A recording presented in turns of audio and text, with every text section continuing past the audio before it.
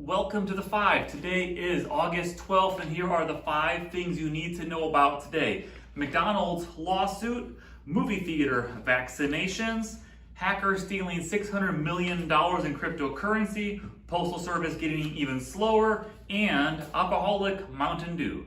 Joining me today on my right is Ben, and I am Tyler. Here we go on the list. So first thing, McDonald's ice cream machine company has been hit with a restraining order. Lawsuit's a bit overstated, but restraining order. So you like to get ice cream at McDonald's, right? And what's the problem and the reputation of ice cream at McDonald's? I would, but I've never successfully been able to order one or get one because the machine is always down. It's always broken or they have to clean it or something like that. But it's never, it's never available to me whenever I want a McFlurry. Yeah, so the McFlurry, so there's a company called Taylor, which is a company that makes the McFlurry machine, has monopoly on the repairs of the ice cream machine before some company called Kitsch, which did file a lawsuit. They said that there's a monopoly on it because Taylor says only they can fix these machines, and Kitsch says, well, people can fix them besides Taylor. And if you only have one company that can fix a machine,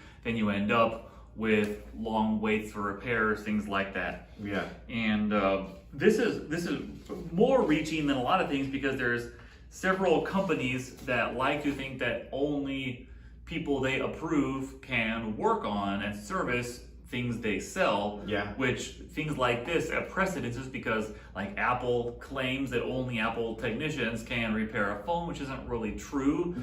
John Deere says that you can't have anybody but a John Deere person service it, and how do you legally enforce that? You threaten somebody with a lawsuit, and that's how it goes. But whatever happens with things like this, it's kind of a fun one because most people, even if you don't like McDonald's, you probably enjoy ice cream in some form. Would have more reaching consequences than just an ice cream machine, because if some court starts to say that anybody can work on something that you've bought, then you end up with different things. Either they'll hold it up or they'll overturn it or some nonsense like that. But time will tell. Ice cream at McDonald's, I never really get it. You don't go to McDonald's for ice cream, do you? Do you? No, you don't go to McDonald's for ice cream, but it is a nice added bonus to get, on the side of your burger, fries, stuff you did go there for, because sometimes people like McDonald's food better than what is served, the food that is served at ice cream places. But I don't know. I think I'm really glad though that we're kind of finding out why the machine is always down. It's because only one company wants to fix them all, and won't let any others get in there to fix them, which will help them get up at a faster rate. But I don't know. I feel like when somebody buys something, when you buy it, like now if it was leasing, that'd be different. Like if a company wants to lease you a car and they say, we want to be the ones that fix this, that makes sense because technically they're still the owner of the car, so what they should say should go. But if if they sold you a machine, then it should be up to the buyer. There's no contract. That's a slippery slope though, because people buy cars until they're paid off. The bank owns them or some other third party thing. And a lot of things, especially at restaurants too, tend to get financed and rolled into stuff for a predictable monthly payment. And because you own it, but like some title deed, right? Legal ownership. It is strange to think that you could buy something and not have a say in where it goes to be repaired or serviced. It is kind of strange to think about. And you do kind of see that with homes too that are mortgaged. Like, if you got like any kind of repairs, like they make sure that that you have insurance before you even go through the contract stage, that you already have home insurance lined up, and that there's enough of amount that would cover any kind of damage to that house.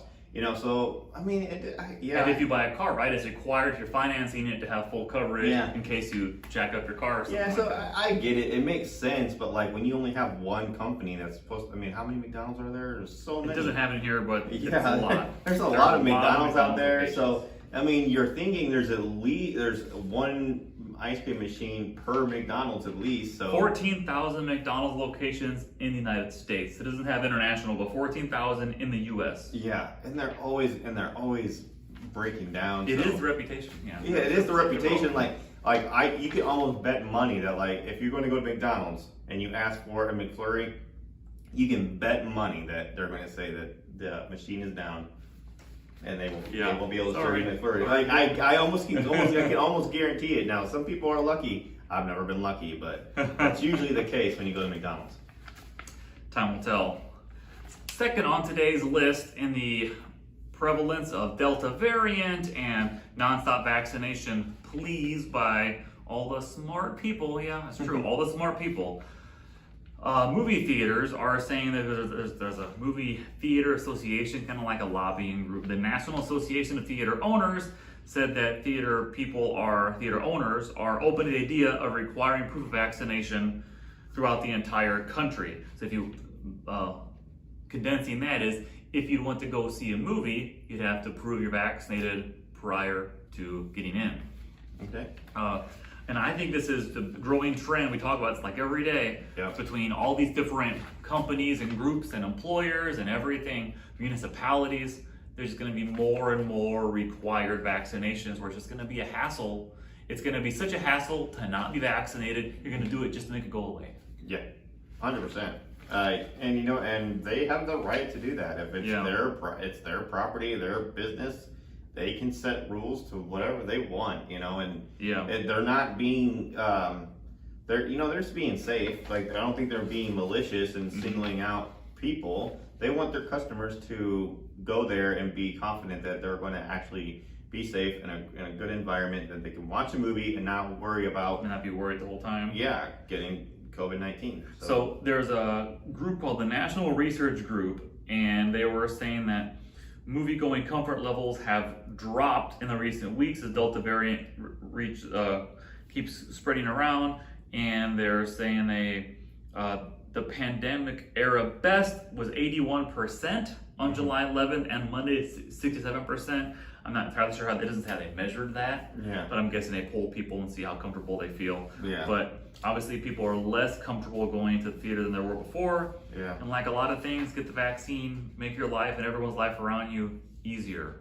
Yeah, which makes sense because you got movies like like the Suicide Squad was expected to draw big numbers just because Black Widow and Fast and F9 did so well in theaters. They thought Suicide Squad was going to blow everybody out of the water, but if you look back at it, though, those were two different times. That was when, everybody felt safe to go out again. The Delta variant was starting to, people were starting to talk about it, but it wasn't as big of an issue it is now. So people were more comfortable to go to the movies in. The comfort level was high. Now the comfort level is lower, so that's why you have a movie like The Suicide Squad, which was expected to do very big in the box office, actually did poorly. And, you can also blame HBO Max for that, too, but I do think the bigger part of the blame goes to just people not being comfortable going to a public place when you have the Delta variant being a threat. Yeah, it's kind of strange. Yeah. Why people are so unwilling to get vaccines. Yeah. But nonetheless, get it. It'll make your life easier. It'll help save you and those around you. Speaking of, well, it's not really speaking of it all. Business owners, money, right? When it involves money. So, do you have any cryptocurrency, Bitcoin, Ethereum, etc.? I do not. I feel like I still don't understand it enough to get into it. Like, just say, hey, I'm going to buy some crypto today. Yeah. But maybe one day. Maybe one day. It's going to trend that way. Yeah. Like the blockchain in general. But not getting too detailed here, but there's these different platforms, like picture like your E-Trade or your TD Ameritrade, things like that, where you pretty much can buy and sell these cryptocurrencies. One of them, Decentralized Finance, DeFi, DEFI, is one of the platforms, and I guess someone hacked into there and stole $600 million worth of cryptocurrency from people, and has since given back $256 million of it. And people are wondering why the hackers on some Q&A thing even talk about it a little bit anonymously, I'm sure, but they said, quote, for fun was one of the reasons that they stole it. It was just for fun to steal something and give it back. Well, isn't that still one of the knocks on cryptocurrency, that it's not backed by any actual federal or anything? Like, it's not protected by banks, hardly protected at all. So if you have a hacker group that knows how to steal that, there's very little that anybody can do about it. It's very vulnerable money that you could say at this point. I'm sure through time it's going to get a lot more secure and stuff. But I wonder if that's what this group was just, they did it for fun, yes, but I wonder if were trying to make a point that like, yes, okay, crypto is great, stuff like that, but this could happen to anybody, and guess what? If it happens to you, there's nothing you can do about it. Yeah, and I guess it's one of those things where the government tends to be about 6 steps behind what's actually happening in real life. So I guess the government's gonna have to deal with this eventually on how to secure stuff. But in the same way, lots of scamming and fraud stuff happens on a regular basis with credit cards, debit cards, checking accounts, bank accounts, trying to steal somebody's identity to do all that stuff. And so like with a lot of these cryptocurrency, it's on the blockchain, so like a decentralized public ledger of who owns what, essentially, which is decentralized, a little bit harder to get attacked. It's not tied to a particular country, and that's where I think countries, because the one thing that, if you look at the leverage that most countries have over their people, it's we try to have some value to the currency. It's like you're like, this dollar might be worth a little bit more or less of purchasing power tomorrow with inflation or deflation, but it's not going to be, sorry, we like change currencies, that money's not good anymore. It's not going to be that. And that's when they have that. So, but when these decentralized things that you can, because you can do Bitcoin from any place in the world, when you have something that people can buy and sell things with that is not tied to any particular government, that's a leverage point they really don't want to lose. And of course, just like anything else, this is always comical to me, because whenever, as the government views it, whenever a bad person can use something for bad things, that's the thing you need to make illegal.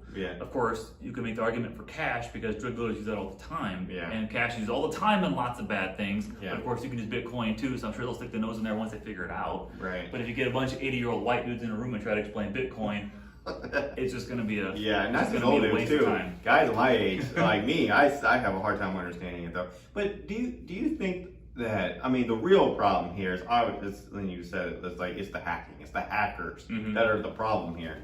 Do you think that we need to start thinking about stiffer penalties for people that hack? Because you hear about like MMA fighters who are MMA trained, who go out and get into a bar fight and stuff like that. They are actually held at a more higher accountability. Almost trained killers. They're treated as like trained killers, so they're tried a little differently, and they're actually taken as a real threat, because it's so easy to them that they can just go out and just conflict more harm, because it is so much easier to them. Well, for hackers, it's easy for them. It's so easy. The problem is internationally stuff. A lot of them are like from North Korea or Russia. So like extradition and countries cooperating for laws and stuff, but like North Korea is not really known for cooperating with our country. So say they have a bunch of hackers that steal like $500 million in cryptocurrency. There's not really much an individual or the government can do about that right now, because while that's a lot of money, like we got other problems like nuclear weapons dealing with places like North Korea or Russia. There's big picture stuff. That is a good point. I mean, hackers are hard to find anyways, because they're so good at what they're doing. They cover their tracks, and you have no idea where they're even coming from. So, and then there's so many smarter people out there, smarter people than me, that are actually trying to find these people and can't do it. So, can you even imagine what stiffer penalties would look like, or what they would do? But like, if they got to find a way to discourage it, or make people actually protect their own assets a little bit better, do something, do something about it. Well, I think people like the government have a really hard time, and law enforcement protecting this stuff, because I remember, it dates me a little bit, but when there was like CDs and like copy protection, and what you could rip to your computer and MP3, the whole deal like that. And then it went over to like DVDs and copy protection, or rip those, you can watch them on your computer. And so as all that was going on, it was kind of, I came to the realization that for every like programmer that some company hires, some government hires for like 50 grand a year, there's like 100 kids in their parents' basements trying to break it. So it's a hard battle to fight. I don't say you can't fight it, but it's a hard battle to fight. Yeah, it really is, and it's growing. It's you cut off one head, another one grows. It's really hard. It's definitely a difficult challenge, but you just know that is actually the root of the problem. You know what I'm saying? So, and that's what's kind of so frustrating about it. It's like, if you could just do something that can stop these hackers, or stop making it so easy for them, or stiffen up the penalties so they're discouraged from trying to do it. You know, I think that'd be something we could look at, but obviously that's easier said than done. It's actually pretty hard to crack this stuff, because I have some crypto, and it's know a little bit about it, because they, like, a lot of things will have these, like, it might have a username and a password, or like email and password, like a bank account. A lot of the passwords for these are like 10 words, which from a computer standpoint is really hard to crack, because there's so many variations in things. So imagine you had a 10-word password. It's far harder to crack than like password or your birthday or something, or your dog's name. And so you have that, and it's built by pretty smart people in general. So a lot of times when these things happen, it's people that have, like, there tends to be like a data leak, or someone hacks into a company to get like names of customers of a platform, and then they'll do like reverse social engineering of trying to get information out of people that don't really know what they're doing, kind of thing. You see it in movies, like someone calls like, yeah, this is so and so with AT&T, you got to double check your email address, blah blah blah blah blah. Like, it's not just it's an old trick, just in a new way. You're almost better off nowadays just assuming that everything is a scam. That's about right, yeah. Assume everything, especially a text message. Like, if you get a text message with a link in it, just already assume that it's a scam. Yeah. Like, honestly, I know that sounds like a paranoid way of living, but that's just the reality that we're in. I think people now, especially like our generation, I think our skepticism with things like emails, phone calls, text is pretty high. And I wonder before too, like, because a lot of times the scammers take advantage of like senior citizens, which is horrible in and of itself. I wonder, like, as I get older, I've always wondered, when that time comes, am I aware I'm easier to fool, or do I not even know it, or do I think I still know it? So like, I wonder, these people that are like 75, 80 years old, living their best life in retirement, are they aware they're easier to game, or do they think they still are super sharp? I've wondered that before, and I'll probably face that myself someday, hopefully. A few years down the road.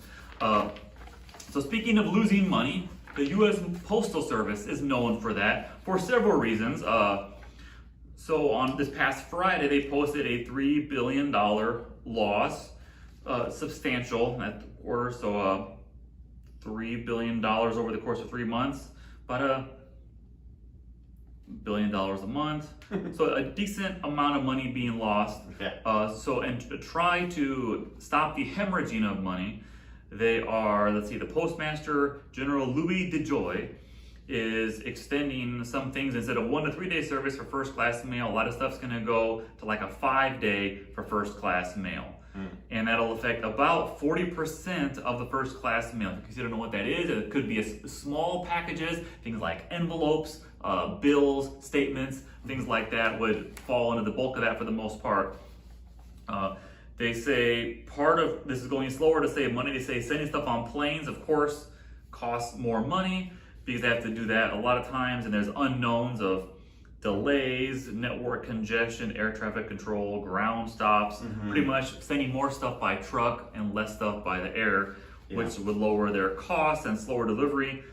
Yet the mail is a strange thing, because it's not like a government thing, because no one says like, oh, like the Army loses $10 billion a year, but the mail, you do lose $10 billion a year, because it's not like part of the government. It's its own thing, because they actually collect money, and they try to balance their expenses. The one thing which needs to change at the mail was try to stay solvent. So they have this thing, which I've heard about before, they have to pre-fund retiree health benefits for 75 years.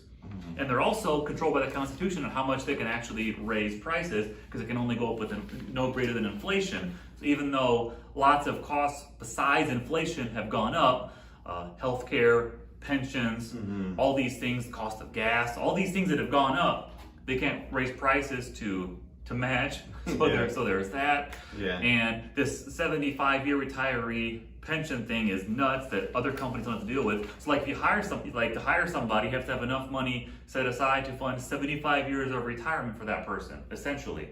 And you think, how many people retire with a pension for 75 years? Not that many people. No. If you retire, say 65 years old, you're probably not going to live to 130, 140. Probably not. No. So maybe 30 years. So Yeah, they're tied to that. I think that's obviously overkill. Yeah.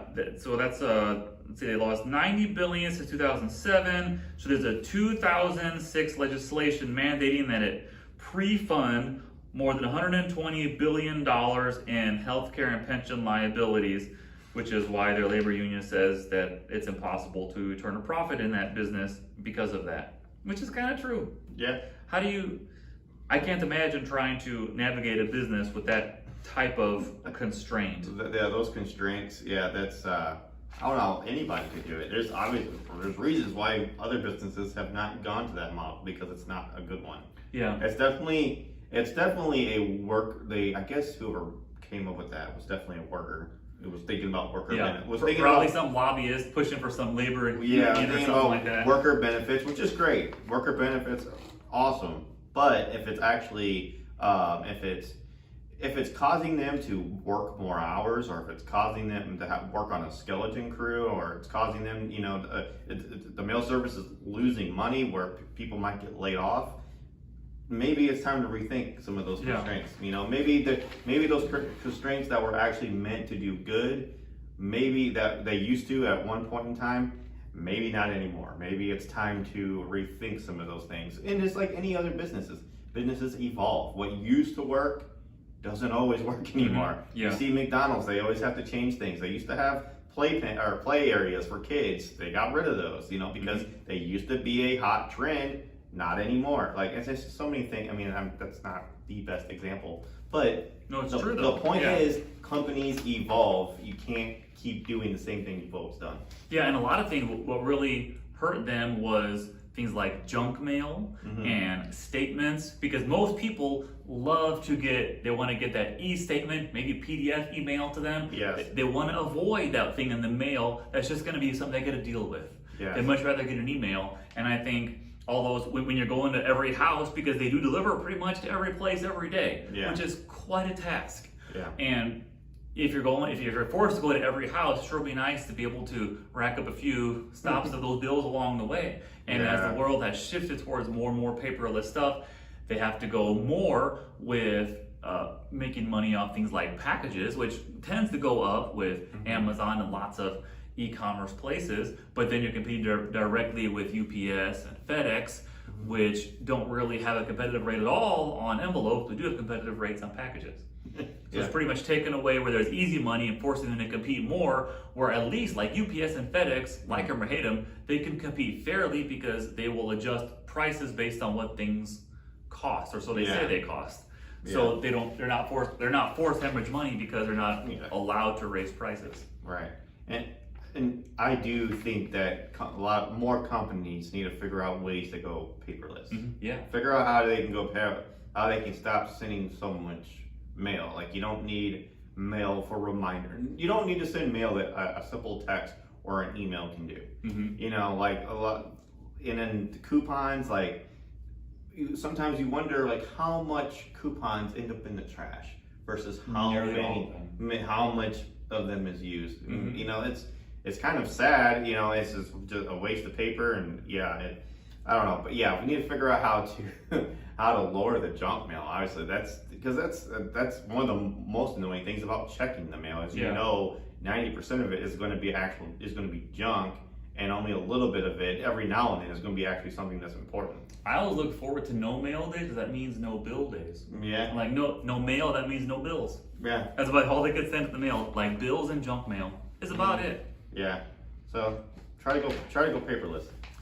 And last but not least, the fifth thing for today, Mountain Dew is one of my favorite sodas. You like Mountain Dew? Yeah.